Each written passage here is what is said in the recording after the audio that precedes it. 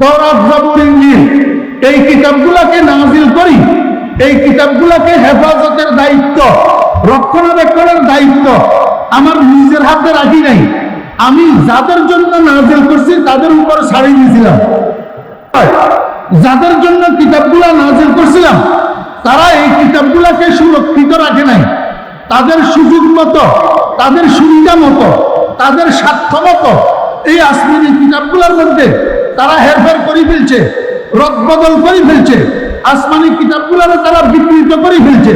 কোথাও একটা শব্দ ফেলে দিছে, কোথাও একটা শব্দ সংযোজন করছে, কোথাও একটা বাক্য ফেলে দিছে, কোথাও একটা বাক্য সংযোজন করছে, কোথাও একটা বাক্যের বাস্তব অর্থ যেটা সেটাকে বিকৃত করি আরেকটা অর্থ জনগণের সামনে পেশ করছে ওই বিধানের মধ্যে পরিবর্তন হওয়ার জন্য। আল্লাহ পাক বলেন আমার কোরআনের বেলায় যেন এমনটা না ঘটে, এই জন্য কোরআন নাযিল করার পরে আমি এটার সুরক্ষার দায়িত্ব যাদের উপরে নাযিল করছি তাদের উপরে ছাড়ি নাই। এটার সুরক্ষার দায়িত্ব আমি আমার নিজের হাতে রাখি। অতএব কারণে কিয়ামত পর্যন্ত এই কোরআনকে আমি হেফাজত করব। কিয়ামত পর্যন্ত কোন কুলাঙ্গারের বাচ্চা কোরআন শরীফের একটা জের জবরের মধ্যে, একটা শব্দের মধ্যে, একটা শব্দের অর্থের মধ্যে কোন রকমের বিকৃতি সাধন করতে পারবে না, কারণ হেফাজত আমার। কথা বুঝছেন? এইবার আমাদের বুঝার বিষয় অত্যন্ত সংক্ষেপ, যেহেতু সময় কম। এইবার আমাদের বুঝার বিষয় হলো এই যে দীর্ঘ সময়কাল কোরআন নাযিল হওয়ার থেকে শুরু করিয়া কিয়ামত পর্যন্ত কোরআন যে আল্লাহ হেফাজত করতে আছে, কিভাবে হেফাজত করতেছে। আমরা স্বাধীন বাংলাদেশের নাগরিক। এই স্বাধীন সার্বভৌম রাষ্ট্রটার হেফাজতের জন্য সাংবিধানিকভাবে 5টা বাহিনী আছে। কয়টা বাহিনী? 5টা বাহিনী। আকাশপথে কোন বহিরাগত দুষ্কৃতিকারী দেশে যেন অনুপ্রবেশ করতে না পারে, দেশের উপরে আক্রমণ করতে না পারে, দেশের ক্ষতি সাধন করতে না পারে, এইটাকে চেক দেওয়ার জন্য একটা বাহিনী আছে। এই বাহিনীটার নাম বিমান বাহিনী। পানির রাস্তা দিয়া নৌপথে কোন বহিরাগত যেন দেশে অনুপ্রবেশ করিয়া দেশের ক্ষতি সাধন করতে না পারে, এইটার জন্য একটা বাহিনী আছে। এই বাহিনীর নাম নৌবাহিনী। আমার ভাইয়েরা, স্থলপথে বর্ডার দিয়া বাইরের থেকে কোন স্মাগলার যেন ঢুকতে না পারে, বাইরে হইতে না পারে, দেশের কোনো ক্ষতি সাধন করতে পারে এমন মানুষ বাইরের থেকে যেন ঢুকতে না পারে, অস্ত্রের চালান বর্ডার দিয়া যেন ঢুকতে না পারে, দেশের সম্পদ বর্ডার দিয়া যেন বাইরে হইতে না পারে, এইটাকে চেক দেওয়ার জন্য একটা বাহিনী আছে। এই বাহিনীর নাম BGB, border guard of Bangladesh. আমার ভাইয়েরা, দেশের অভ্যন্তরে যে সমস্ত অপরাধগুলা, ক্রাইমগুলা হওয়ার সম্ভাবনা আছে, চুরি, ডাকাতি, হাইজ্যাক, রাজধানী, লুটতরাজ, খুন, ধর্ষণ ইত্যাদি ইত্যাদি ক্রাইমগুলা যেন হইতে না পারে, এগুলাকে চেক দেওয়ার জন্য একটা বাহিনী আছে। এই বাহিনীর নাম হলো পুলিশ বাহিনী। কয়টা বাহিনী হলো বলেন না? দূরত্ব শোনা যাবে না, আপনারা সামনে যারা আছেন। কয়টা বাহিনী হলো? আরেকটা বাহিনী আছে। এই 4 বাহিনীর উপরে সারা বছর উনাদের কোনো কাম নাই। সরকারে ডাবল বাজেট করে উনাদেরকে বেড়াকে লালন পালন করে। তবে কোন সময় কোন প্রতিবেশী রাষ্ট্র যদি দেশের উপরে আক্রমণ করে, দেশ দখল করার জন্য দেশের সাথে যুদ্ধ লাগাইতে চায়, এই 4 বাহিনীর উপরে দেশকে রক্ষা করার জন্য আরেকটা বাহিনী আছে। সেই বাহিনীটার নাম কি বলেন তো? সেনাবাহিনী। তাহলে কয়টা বাহিনী হলো? 5টা বাহিনী। আল্লাহ রাব্বুল আলামিন বলেন, বান্দা আমার কোরআনকে কিয়ামত পর্যন্ত হেফাজত করার জন্য আমি 5টা বাহিনী বানাইছি। কয়টা বাহিনী? 5টা বাহিনী। দেশের বাহিনীগুলার, আল্লাহ পাকের বাহিনীগুলোর মধ্যে বেশ কম আছে। বেশ কম কি? এই যে বাহিনীগুলোর আমি নাম নিলাম, এই বাহিনীর সদস্যরা যদি রিটায়ার করে অথবা মরে যায় অথবা চাকরিচ্যুত হয়, তখন সরকার বিজ্ঞপ্তি দিয়া নির্দিষ্ট একটা বাহিনীতে আবার লোক নিয়োগ করে। একসাথে 500, 1000, 5000, 10,000 লোক কি করে? নিয়োগ দেয়। কিন্তু আল্লাহ রাব্বুল আলামিন বলেন আমি যেই 5টা বাহিনী বানাইছি, এই 5টা বাহিনীর মধ্যে সদস্য কমে না যে তা না, কমে, তবে একসাথে বিজ্ঞপ্তি দিয়ে নিয়োগ দেওয়া লাগে না। আমি এমন অটো সিস্টেম করে রেখেছি, একদিকে কমবে আরেকদিকে বাড়বে, গ্যাপ ফিল আপ হয়ে যাবে। কয়টা বাহিনী? 1 নম্বর বাহিনী আমার দুনিয়াতে কোন কুলাঙ্গারের বাচ্চা কোরআন শরীফের শব্দের মধ্যে যদি বিকৃতি আনতে চায়, শব্দের মধ্যে যদি পরিবর্তন করতে চায়, কোন আয়াতের থেকে একটা শব্দ যদি বাদ দিয়া দিতে চায়, অথবা একটা শব্দ যদি সংযোজন করতে চায়, এটার হেফাজতের জন্য আল্লাহ একটা বাহিনী বানিয়েছেন। এই বাহিনীর নাম জুমরাতুল হুফাজ। জুমরাতুল হুফাজ, এটার নাম হলো হাফেজ বাহিনী। এটার নাম কি ভাই? হাফেজ বাহিনী। দুনিয়াতে আমরা আমাদের দেশের হাফেজ সাহেবগুলো হিসাব করলে হবে না। এমন হাফেজ, যেই হাফেজদের সিনার মধ্যে সার্বক্ষণিক 30 পারা কোরআন সুরক্ষিত। যেই কোনো মুহূর্তে এই 30 পারা থেকে যেই কোনো জায়গায় একটা আয়াত যদি আপনি বলেন, তা হাফেজ সাহেব সামনের দিকে অনর্গল করতে পারবে। এইরকম হাফেজ পৃথিবীতে আছে না নাই? আমার ভাইয়েরা, উদাহরণস্বরূপ চাপস যদি সারা দুনিয়ার কোরআন শরীফ গুলাকে এক জায়গায় একত্রিত করিয়া যদি আগুন লাগাইয়া দেওয়া হয়, গোটা দুনিয়ার কোরআন শরীফ গুলাকে পুড়ে ফেলা হয়, তারপরেও আল্লাহর রহমতে আল্লাহর দুনিয়াতে এমন এমন হাফেজ আছে, পরের দিন কম্পিউটারের সামনে বসি কম্পোজ করি, প্রেসে যাইয়া ছাপাইয়া বহু কোরআন শরীফ একটা নকতার পরিবর্তন ছাড়া, একটা জের জবরের পরিবর্তন ছাড়া আবার পৃথিবীর মানুষের সামনে এই কোরআন শরীফ উপস্থাপন করতে পারবে। কোন রকমের রদবদল করার সুযোগ নেই। বুঝে থাকলে বলুন, কোরআনে কারীমের শব্দের হেফাজত যেই বাহিনীর দ্বারা আল্লাহ পাক করে, এই বাহিনীর নাম কি? হাফেজ বাহিনী। আমার ভাইয়েরা, দোস্ত, 2 নম্বর কোরআনে কারীমের বিশুদ্ধ তেলাওয়াতের হেফাজত। আপনারা দেখবেন বাংলাদেশের মধ্যে এমন এমন কোরআন তেলাওয়াতকারী আছে, যাদের কোরআন তেলাওয়াতের দ্বারা নামাজ ভাঙি যায়, নামাজ ভাঙি যায়।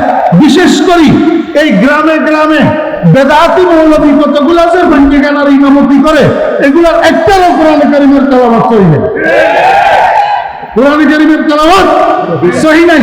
আমার ভাইরা, বেদাত অন্ধকার, কোরআনে কারীম আলো। এই জন্য বেদাতের মুখের থেকে আল্লাহ পাক কোরআনে কারীমের বিশুদ্ধতার নিয়ামত উঠাইয়া নেয়। এই জন্য এদের কোরআন শরীফের তেলাওয়াত কি নাই? শুদ্ধ নাই। যেখানে টানের দরকার নাই সেখানে টানে, আর যেখানে টান নাই সেখানে তিলালির টান। এটা হলো বেদাতি মৌলবীদের কোরআন তেলাওয়াত। আজকে আমার কাছে সময় নাই, না হলে একটা উদাহরণ দিয়ে আপনাদেরকে বুঝাইতাম। এই কোরআনে কারীমকে অশুদ্ধ করা, এইটার হেফাজত করেন আল্লাহ পাক একটা বাহিনীর দ্বারা। সেই বাহিনীর নাম জুমরাতুল কুররা, কারি সাহেব বাহিনী। কি বাহিনী? কারি সাহেব বাহিনী। নানুপুর ওবাইদিয়াতে কেরাত বিভাগ আছে না নাই? হেফজ বিভাগ আছে না নাই? তাহলে এই 2 বাহিনীর সদস্য ওবাইদিয়াতে উৎপাদন হয় কি হয় না? আমার ভাইয়েরা, দোস্ত, আরেকটা জিনিস হলো কোরআন শরীফের অর্থ, কোরআন শরীফের মানা, কোরআন শরীফের তর্জমা, কোরআন শরীফের ব্যাখ্যা, কোরআন শরীফের বিশ্লেষণ। এই জিনিসটা যেন অশুদ্ধ কেউ করতে না পারে, অশুদ্ধ অনুবাদ যেন করতে না পারে, অশুদ্ধ ব্যাখ্যা যেন দিতে না পারে, অশুদ্ধ তাফসীর যেন করতে না পারে, এইটার হেফাজতের জন্য আল্লাহ পাক একটা বাহিনী বানাইছেন। এই বাহিনীর নাম জুমরাতুল উলামা, আলেম বাহিনী। কি বাহিনী? আলেম বাহিনী। যেই কোনো যুগে যুগে কালে কালে কোন কুলাঙ্গারের বাচ্চা কোরআনে কারীমের তাফসীর, কোরআনে কারীমের ব্যাখ্যা, কোরআনে কারীমের অনুবাদ ওই গুহালগঞ্জিয়ার মতো যদি নিচের থেকে বানাইয়া করে দিতে চায়, হক্কানি উলামায়ে কেরাম সাথে সাথে সেখানে ঝাঁপাইয়া পড়ে সেটাকে রক্ষা করার জন্য। আমার ভাইরা, মুসলাবাব, এই বাহিনীর নাম জুমরাতুল উলামা, আলেম বাহিনী। কয় বাহিনী হলো? ওবাইদিয়াতে আলেম বানানোর শাখা আছে না নাই? কিতাব শাখা, যেটা এখান থেকে আলেম বাইর হয় না, হয় না? আল্লাহর রহমতে এই আজকে আপনাদের আশেপাশে যারা যাদেরকে দেখতেছেন, এদের অধিকাংশ ওবাইদিয়ার প্রোডাক্ট। আমাদের বর্তমান পীর হুজুর দামাত বারকাতুল ওবাইদিয়ার প্রোডাক্ট নানুপুরের বর্তমান শাইখুল হাদিস সাহেব বর্তমান বাংলাদেশের হাতে গোনা কয়েকজন গুটি কয়েক অন্যতম শাইখুল হাদিসের এক শাইখুল হাদিস আমার পীর হুজুর রহমতুল্লাহ আলাইহির নিয়ামত, আমার পীর হুজুরের পরিবারের উজ্জ্বল নক্ষত্র শাইখুল হাদিস আল্লামা কুতুবউদ্দিন দামাত বারকাত। আমি 1 বছর মাহফিলে বলছিলাম, এখন থেকে 10 বছর পরে দেখিও কুতুবউদ্দিন না, কুতুবউদ্দিন অন্য কিছু। এখন দেখতেছেন আপনারা আল্লাহর রহমতে আগের কুতুবউদ্দিন সেই কুতুবউদ্দিন না, এখন কুতুবউদ্দিন নানুপুরের শাইখুল হাদিস না, শুধু বাংলাদেশের অন্যতম শাইখুল হাদিস। আমি অদম, আমার তো 63 বছর বয়স চলতেছে, কয়দিন বাঁচি ঠিক নাই। আমি আজকে আবার ভবিষ্যৎবাণী করে গেলাম, আজকে থেকে 10 বছর 15 বছর পরে আপনারা দেখবেন আজকের কুতুবউদ্দিন থাকবে না, আজকের কুতুবউদ্দিন বাংলাদেশের আকাশের এক উজ্জ্বল নক্ষত্রে পরিণত ইনশাআল্লাহ। হাদিসের জগতে, রুহানি জগতে, সব জগতে। এটা আমার পীর হুজুর রহমতুল্লাহ আলাইহির হক্কানিয়তের দলিল, হক্কানিয়তের দলিল। মুরব্বীদের আওলাদ এরকম হয় কম। জুমরাতুল উলামা, জুমরাতুল আমার বেইরা মুস্তাহাব কোরআন শরীফের মধ্যে 6666 আয়াত আছে, এর মধ্যে 500 আয়াত হলো বিধিবিধানের আয়াত, আয়াতুল আহকাম, আয়াতুল আহকাম।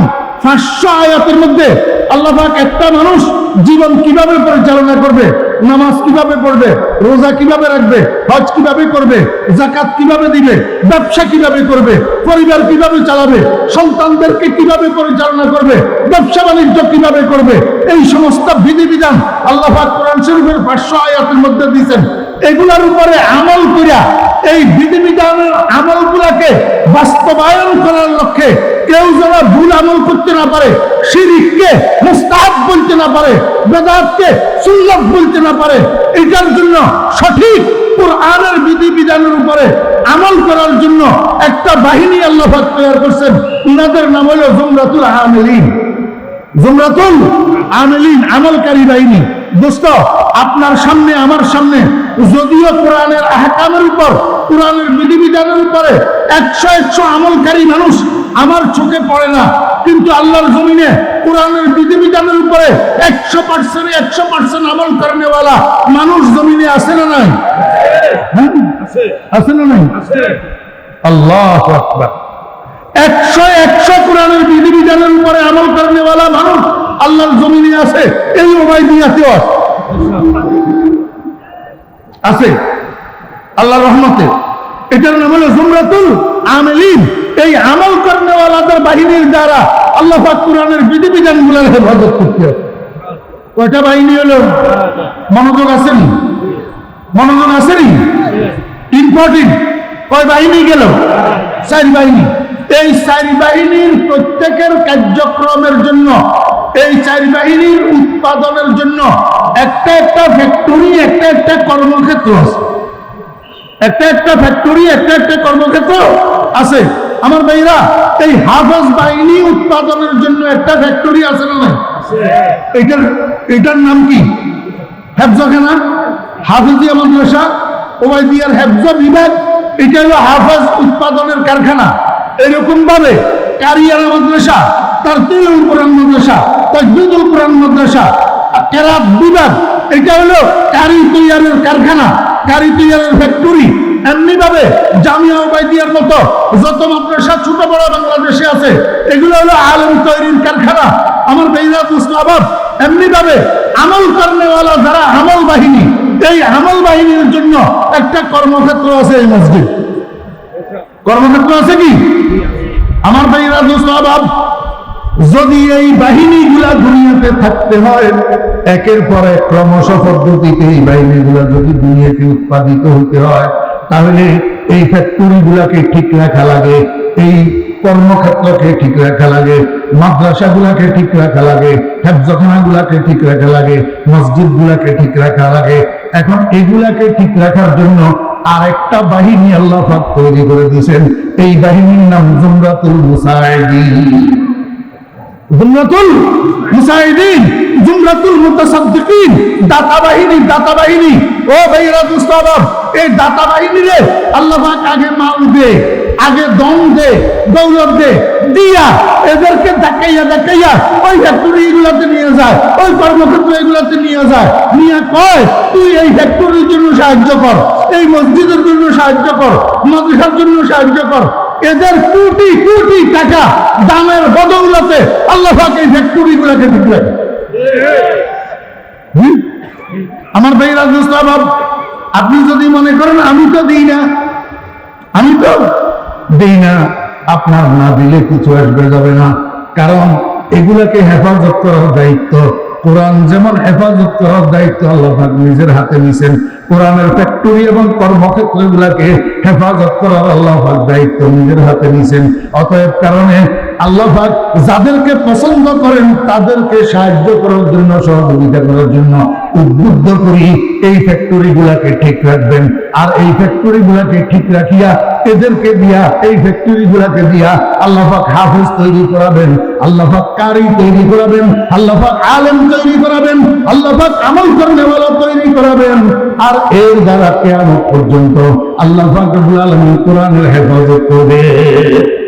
আল্লাহ পাক কি করবেন? কোরআনের হেফাজত করবেন। এখন আপনারা আমাকে বলেন, আমরা যারা দুনিয়াতে কোরআনওয়ালা আছি, হামিলিনে কোরআন, আমরা কি আছি ভাই? আমরা সবাই কোরআনের বাহক। আপনারা বলেন হুজুর আমরা তো মাদ্রাসায় পড়ি নাই, আমরা কেমনে কোরআনের বাহক হইলাম? আমি বলবো আপনি মাদ্রাসায় পড়েন নাই, কিন্তু আপনি কুল হুয়াল্লাহুল আহাদ জানেননি। কুল হুয়াল্লাহুল আহাদ আলহামদুলিল্লাহি রাব্বিল আলামিন পড়তে পারেননি, মুখস্থ। সেই কুল হুয়াল্লাহু আহাদ মুখস্থ জানেন না যে এমন কে আছেন? একটু হাত উঠান তো। কুল হুয়াল্লাহু আহাদ সূরাটা মুখস্থ জানেন না এমন কোন ভাই আছেন?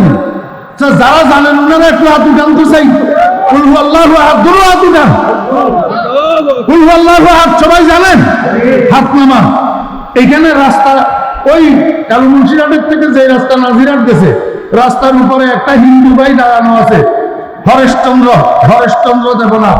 এই হরেশচন্দ্র দেবনাথের একটু যাইয়া বলেন তো, বলে ভাই একটু কুল হুয়াল্লাহ সূরাটা পড়ে শোনা, কুল হুয়াল্লাহ সূরাটা একটু পড়ে শোনা। হরেশচন্দ্র আপনাকে কুল হুয়াল্লাহ সূরা পড়ে শোনাইতে পারবে? হে জিজ্ঞেস করবে কুল হুয়াল্লাহ এটা কোন জানোয়ারের নাম? আমি তো জানি না। ঠিক না? ঠিক। কেন? কারণটা কি? আসমা বারে আমানত না তাওয়া নাস্ত কশি, আসমা বারে আমানত না তাওয়া নাস্ত কশি, পুরায় পাল বনামে মনে দিওয়ানা জাদান। আমার বেরা মুস্তাফা আল্লাহ পাক ফেরেশতাদেরকে দিয়ে আসমানের লটারি দিয়েছে, লটারি। কোরআন শরীফ কার ভাগে যাবে, কার ভাগে যাবে না, এই লটারির মধ্যে আপনার নাম উঠছে। আপনি যদিও মাদ্রাসায় পড়েন নাই, 30 পারার হাফেজ হতে পারেন নাই, কিন্তু কুল হুয়াল্লাহর হাফেজ হয়েছেন, আলম তারার হাফেজ হয়েছেন, লিলাফের হাফেজ হয়েছেন, ইন্না আতাইনার হাফেজ হয়েছেন, আলহামদুলিল্লাহি রাব্বিল আলামিনের হাফেজ হয়েছেন। আপনি কেমনে হাফেজ হলেন কুল হুয়াল্লাহর? কেমনে হাফেজ হলেন আলহামদুলিল্লাহর? ওই লটারিতে কোরআন আপনার ভাগে পড়ছে, কোরআনের ভাগে আপনার লটারিতে নাম উঠছে, এই জন্য আপনি কুল হুয়াল্লাহর হাফেজ হয়েছেন। হরেশচন্দ্রের ফলা কেন কুল হুয়াল্লাহর হাফেজ হতে পারল না? বুঝেন না হিসাব? তাহলে মাদ্রাসায় পড়েন নাই, কিন্তু কোরআনের ধারক, কোরআনের বাহক আপনিও হইলেন কিনা? মাদ্রাসায় পড়ে নাই এমন সমস্ত মুসলমানও কোরআনের বাহক, ওই কুল হুয়াল্লাহর বাহক, আলম তাআলার বাহক, আলহামদুলিল্লাহর বাহক। আমার ভাইয়েরা দুস্তাবাব, এখন আপনারা আমাকে একটু বলবেন কয় বাহিনী? কথা কয় বাহিনী? আপনি কোন বাহিনীর সদস্য হইলেন? কোন বাহিনীর সদস্য? আপনাকে এই 5 বাহিনীর কোন এক বাহিনীর সদস্য হতেই হবে। কোরআন রক্ষা করার কাজে আপনাকে অংশগ্রহণ করতেই হবে। অতএব 5 বাহিনীর সদস্য যদি হন, আপনি 1 নম্বর, আপনি কি হাফেজ? তাহলে হাফেজ বাহিনীর সদস্য হতে পারলেন না। আপনি কি কারি? তাহলে কারি বাহিনীর সদস্য আপনি হতে পারলেন না। আপনি কি আলেম? তাহলে আলেম বাহিনীর সদস্য আপনি হতে পারলেন না। আপনি কি পরিপূর্ণ 100 কোরআন মোতাবেক আমল করেন? বলেন না। আমি তো পারি না, আমি 100 কোরআন মতো আমল করতে পারি না। আপনিও পারেন না, তাহলে আপনি চতুর্থ বাহিনীর সদস্য হইতে পারেন না, কিন্তু পঞ্চম বাহিনীর সদস্য হওয়ার আপনার সুযোগ আছে। আপনার সাধ্য মোতাবেক, আপনার সাধ্য মোতাবেক আপনি জামিয়া উবাইদিয়ার ফান্ডে যদি 10টা টাকা সদকা করেন, 10টা টাকা মুসাআদা করেন, তাহলে জুমরাতুল মুসাইদিন, জুমরাতুল মুতাসাদ্দিকিন, ওই সহযোগী বাহিনীর সদস্য হিসাবে আল্লাহ পাকের লিস্টের মধ্যে আপনার নামটা উঠবে। কোরআন রক্ষাকারী বাহিনী, কোরআন রক্ষাকারী বাহিনী। আপনারা মনে মনে করতেছেন হুজুরের মনে হয় কালেকশন না করবো লাগে। হ্যাঁ, আমি তো মাগরিবের পরে বয়ান করতাম। এই বছর আমার একটু ঝামেলার কারণে আসতে পারবো না বলে দিছি আগে, এই জন্য আসলে তো আসি গেছি, কিন্তু বলছিলাম আসতে পারবো না, এই জন্য শিডিউলটা নষ্ট হয়েছে। এখন মাগরিবের কাজ এইটা, মাগরিবের পরের কাজ এইটা দুপুরে করলে কি কবিরা গুনাহ হয় না? কি কর, তাহলে একটু করতাম, আপনারা কম করবো একটু। জি, তো তাহলে এই কোরআন রক্ষাকারী বাহিনীর সদস্য হওয়ার জন্য কে কে রাজি আছেন আমার একটু হাত তুলে দেখেন। মাশাআল্লাহ। এই শুনেন, একটা হাতও কিন্তু বাকি রয় নাই, সবাই সবাই হাত উঠেছেন, সবাই হাত উঠেছেন। আমি হাত তোলাইছি কেন? হাত তোলাইছি কোরআন রক্ষাকারী বাহিনীর সদস্য হওয়ার জন্য। তো কোরআন রক্ষাকারী বাহিনী, এখন আমরা যেই বাহিনীর সদস্য বানাইতেছি ওই বাহিনী হইল দাতা বাহিনী। কোন বাহিনী? দাতা বাহিনী। আপনি দাতা বাহিনীর সদস্য হওয়ার জন্য হাত উঠেছেন। এবার আমাকে একটু বলেন, আজকে এই ভরপুর মাহফিলে আল্লাহর রহমতে সারা বাংলাদেশ থেকে আপনারা এখানে ধনী ভাইয়েরা, শিল্পপতি ভাইয়েরা, কোটিপতি ভাইয়েরা এখানে আসছেন। বিশেষ করে চট্টগ্রাম শহরের শিল্পপতি কোটিপতি ভাইয়েরা আছেন। আমাকে একটা লোক বলবেন যে জামিয়া উবাইদিয়ার জন্য 5 লক্ষ টাকা দিয়া আপনি কোরআন রক্ষাকারী বাহিনীর সদস্য হবেন। ইনশাআল্লাহুল আজিজ আমরা সবাই দোয়া করব, কোরআন কিয়ামতের ময়দানে আপনার জন্য সুপারিশ করি, আপনাকে জান্নাতে নিয়ে যাবে ইনশাআল্লাহ। 5 লক্ষ টাকা দিয়া কোরআন রক্ষাকারী বাহিনীর সদস্য হবেন এমন কোন ভাই আছেন গোটা বাংলাদেশের থেকে? চট্টগ্রাম শহর, ঢাকা শহর, 3 শহরের কোন বাপের বেটা আছেন কি 5 লক্ষ টাকা দিয়া কোরআন রক্ষাকারী বাহিনীর সদস্য হিসাবে আল্লাহ পাকের দপ্তরের মধ্যে নাম লিখাবেন? কিয়ামতের ময়দানে আল্লাহ পাকের কোরআন আপনার জন্য সুপারিশকারী হবে ইনশাআল্লাহ। হ্যাঁ, মাশাআল্লাহ। ভাইজান একটু এদিকে আসুন। মাজারুল ইসলাম সোহেল, ও কোন জায়গা ভাই? মিরপুর। আমার বন্ধু নেত্রকোনা জেলা পূর্বতলা থানা। আচ্ছা, মাজারুল ইসলাম থাকেন কোথায়? মিরপুর। আগে সবাই বলেন আলহামদুলিল্লাহ, আরো জোরে বলেন আলহামদুলিল্লাহ। আমার ভাই মাজারুল ইসলাম সাহেব বাড়ি নেত্রকোনা পূর্বতলা থানায়। পূর্বতলা আমি মাহফিল করার জন্য যাই। এই আগামীকালও আছে নেত্রকোনা মেফতাহুল মাদ্রাসার মাহফিল আমার দেওয়া। হ্যাঁ, পূর্বতলা থাকেন মিরপুর। ভাই মাজারুল ইসলাম সাহেব 5 লক্ষ টাকা, সবাই বলেন আলহামদুলিল্লাহ। আল্লাহ পাক, আল্লাহ পাক উনার মালের মধ্যে বেশি বেশি বরকত দান করেন। আল্লাহ পাক জানমাল হেফাজত করেন। আল্লাহ পাক সমস্ত মুরব্বীদের কবরে সওয়াব পৌঁছাইয়া দেন। আল্লাহ পাক বংশের মধ্যে আলেমে হাক্কানি রব্বানি তৈরি করে দেন। বংশের মধ্যে, পরিবারের মধ্যে আল্লাহ পাক ইলম জারি করে দেন। সবাই বলেন আমিন। এই শুনেন, আল্লাহ পাক বেজোড়, কিন্তু বানাইছেন সব জোড়া জোড়া। রাত দিন এক জোড়া, আলো অন্ধকার এক জোড়া, তারপরে বেহেশত দোজখ এক জোড়া, নারী পুরুষ এক জোড়া, সব এক জোড়া না। আমার ভাই মাজারুল ইসলাম সাহেবের সাথে একটু জোড়া বানতাম, একটা মানুষ আর একটা মানুষ। 5 লক্ষ টাকা। ঢাকা, নারায়ণগঞ্জ, চট্টগ্রাম শহর, এই 3 শহরের শিল্পপতি কোটিপতি ভাইয়েরা যারা আছেন, আপনারা এই দোয়া আর পাবেন না। এতগুলা মানুষের দোয়া একসাথে পাওয়া যাবে না। দান সদকা গোপনে করাও ভালো, প্রকাশ্যে করাও ভালো।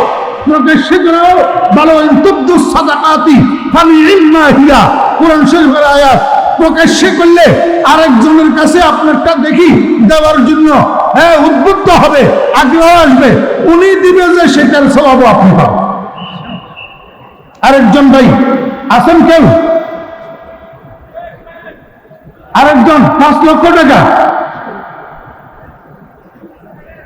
ভাই যাদের কাছে আছে ওনাদের জন্য 5 লাখ টাকা এখনের যুগে বেশি কিছু না। 5 লাখ টাকা তো আপনারা 5 লাখ 10 লাখ 50 লাখ 1 কোটি এটা ওবাইদিয়ার জন্য সবসময়ই দেন, না হলে এই জাহাজ চলে কেমনে? নারায়ণগঞ্জের ভাইরা চলে গেছে নাকি? আরেকজন সময় একদম কম। আমি চাইছিলাম 10 জন মানুষ যদি 5 লাখ টাকার পাইতাম তাহলে 50 লাখ টাকার একটা অ্যামাউন্ট হতো, একটু তাড়াতাড়ি হলে ভালো ছিল আর কি। আচ্ছা, এতগুলা মানুষের মধ্যে আপনারা 1 লাখ টাকা করে যদি 50 জনে দেন তাহলে তো 50 লাখ টাকা হয়। 1 লক্ষ টাকা করে বলেন তো চাই, 1 লাখ টাকা। মাশাআল্লাহ, এইবার দাঁড়ান। নাই, মাঠের মধ্যে 1 লাখ টাকা দেওয়ার মতো কেউ নাই।